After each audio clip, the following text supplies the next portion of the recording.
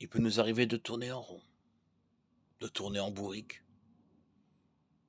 On tourne sa langue 7 fois dans sa bouche. Bref, notre prière ressemble à un cinéma d'art et d'essai où notre assurance est aussi grande qu'un acteur amateur se prêtant à la censure d'un public avisé. Devant Dieu, notre représentation a-t-elle de la valeur? Rien n'est moins sûr. On tourne dans tous les sens, tel un manège. Mais découvre-t-on l'intimité silencieuse, la proximité avec Dieu? Pas si simple. Le manège tourne, il continue à tourner, mais il fait du surplace. Il ne peut pas avancer.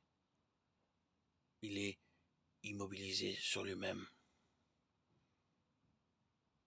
Il tourne, il ne fait que tourner. Marie-Madeleine se tourne vers Jésus et, le prenant pour le jardinier, lui répond: Si c'est toi qui l'as emporté, dis-moi où tu l'as déposé, et moi, j'irai le reprendre. Jean 20, 14, 15. Ah, notre prière est si souvent une recherche de nous-mêmes, une mise en œuvre de notre petit manège, de notre petit pouvoir. Marie dira: J'irai le reprendre, et je trouverai mon Messie. Elle semble l'affirmer. Dans la prière, nous pensons nous tourner dans le bon sens, mais nous manquons de foi. Nous répétons les mêmes paroles, en boucle, et cela continue et continue. Hérode, où les grands prêtres affirment leur puissance d'accéder à Dieu par leurs moyens humains. Et comment mettre la main sur le vivant quand on manque de foi, quand on répète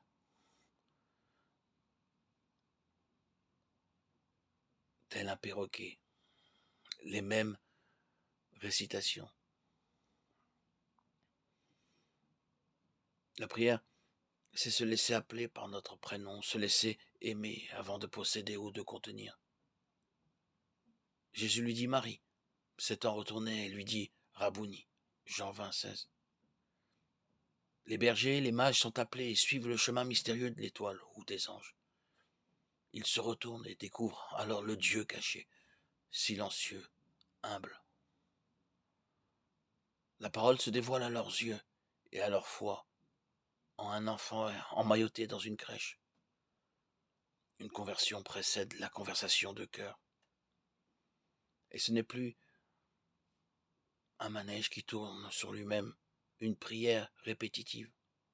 La parole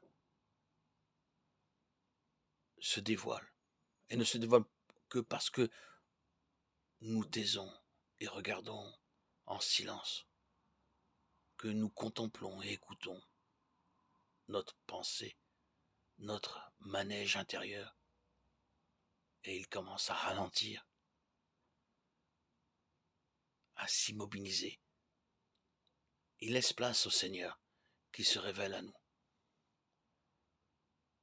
Ce manège cesse de tourner. Ce chemin demande du temps et quelques aides pour garder confiance et paix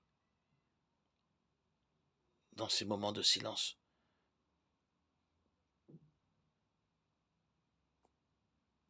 Puissons-nous, à l'écoute de cette intériorité, trouver celui qui est la parole.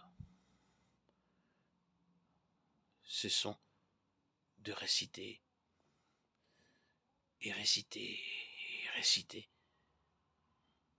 Laissons place au Seigneur qui ne demande qu'à se révéler à nous, dans la confiance.